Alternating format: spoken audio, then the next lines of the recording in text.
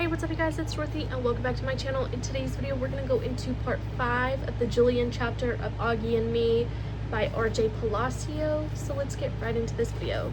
This video may contain sensitive topics and foul language. If you do not wish to continue, I suggest you click off the video. You have been warned. Look, I didn't start out being mean. I mean, I'm not a mean kid. Sure, sometimes I make jokes, but they're not mean jokes. They're just teasing jokes. People have to lighten up a little. Okay, maybe sometimes my jokes can be a little mean, but I only make those jokes behind someone's back. I never say that stuff to anyone's face. That will actually hurt someone. I'm not a bully like that. I'm not a hater, dudes. Attention, people. Stop being so sensitive. Some people totally get the whole Photoshop thing, and some didn't. Henry and Miles thought it was cool and wanted my mom to email their moms the photo. Amos thought it was weird. Charlotte completely disapproved. I don't know what Jack thought, because he had gone over to the dark side by now. It's like he totally abandoned his peeps this year and only hangs out with Auggie now, which bugged me, because that meant I couldn't hang out with him anymore. No way was I going to catch the plague from that freak. That was the name of the game I invented, the plague. It was simple. If you touched Auggie and you didn't wash off the contamination, you died. Everyone in the whole grade played except for Jack and Summer. So here's the strange thing. I've known Summer since we were in 3rd grade, and I never really paid any attention to her, but this year, Henry started liking Savannah, and they were like going out. Now by going out, I don't mean like high school stuff, which would be kind of gross, barf, disgusting. All it means is when you're going out is that you hang out together and meet each other at the lockers and sometimes go to the ice cream shop on Amherst Avenue after school. So first Henry started going out with Savannah, and then Miles started going out with Zima, and I was like, yo, what about me? And then Amos said, I'm not going to ask Summer out, and I was like, and then Amos said, I'm going to ask Summer out, and I was like, no way, I'm asking her out. So that's when I started kind of liking Summer. But it totally bit that Summer, like Jack, was on Team Auggie. It meant I couldn't hang out with her at all. I couldn't even say what's up to her because the freak might think I was talking to him or something. So I told Henry to have Savannah invite Summer to the Halloween party at her house. I figured I could hang out with her and even maybe ask her to go out with me. That didn't work though, because she ended up leaving the party early, and ever since then she's been spending all of her time with the freak. Okay, I know it's not nice to call him the freak, but like I said before, people have to start being a little less sensitive around here. It's only a joke. Everyone, don't take me so seriously. I'm not being mean, I'm just being funny, and that's all I was doing, being totally funny the day that Jack Will punched me. I had been totally joking, fooling around. I didn't see it coming at all.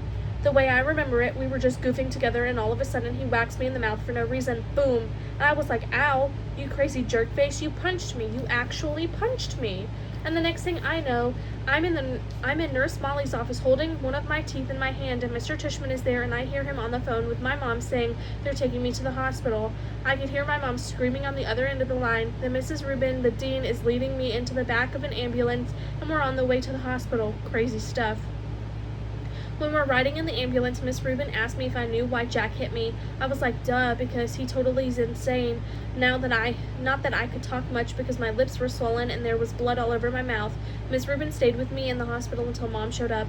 Mom was more than a little hysterical, as you can imagine. She was crying kind of dramatically. Every time she saw my face, it was, I have to admit, a little embarrassing. Then Dad showed up.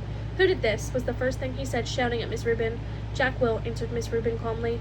He's with Mr. Tishman now. Jack Will? Cried Mom in shock. We know the Wills. How could that happen?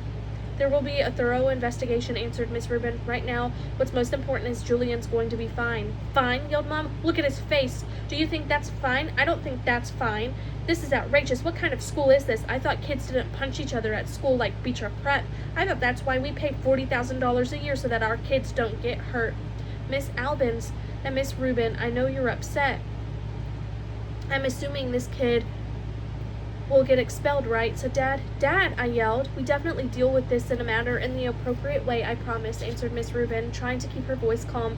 And now, if you don't mind, I think I'll leave you guys alone for a bit. The doctor will be back and you can check in with him. But he said nothing was broken. Julian's fine. He lost a lower first molar, but that was on its way out anyway. He's going to give him some pain medication and you should keep icing it. Let's talk more in the morning. It was only then that I realized that poor Miss Rubin's blouse and skirt were completely covered in my blood. Boy, mouths do bleed a lot. Later that night, when I could finally talk again without it hurting, Mom and Dad wanted to know every detail of what had happened, starting with what Jack and I had been talking about right before he hit me. Jack would wath upbeat because he was paired up with the deformed kid, I answered. I told him he could twitch partners if he wanted to.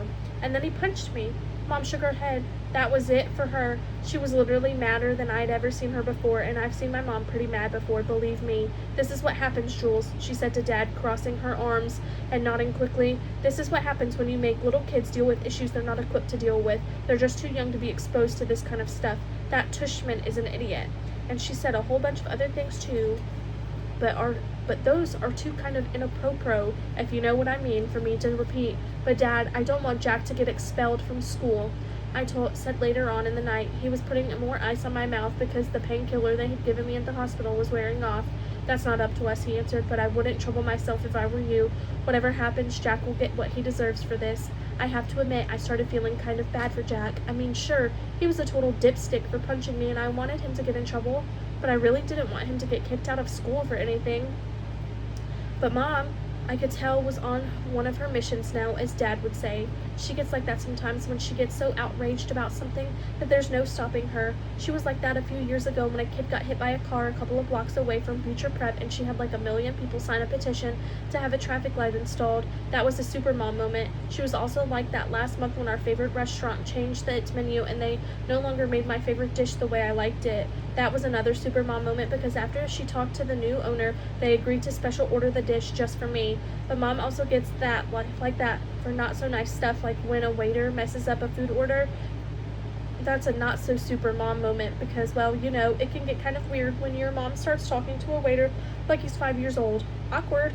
Also, like Dad says, you don't want to get a waiter mad at you. You know, they have your food in their hands. Duh. So it was totally clear on how I felt when I realized that my mom was declaring war on Mr. Tushman, Auggie Pullman, and all of Beecher Prep. Was it going to be a super mom moment or not so super mom moment? Like, would I end up with Auggie going to a different school? Yay.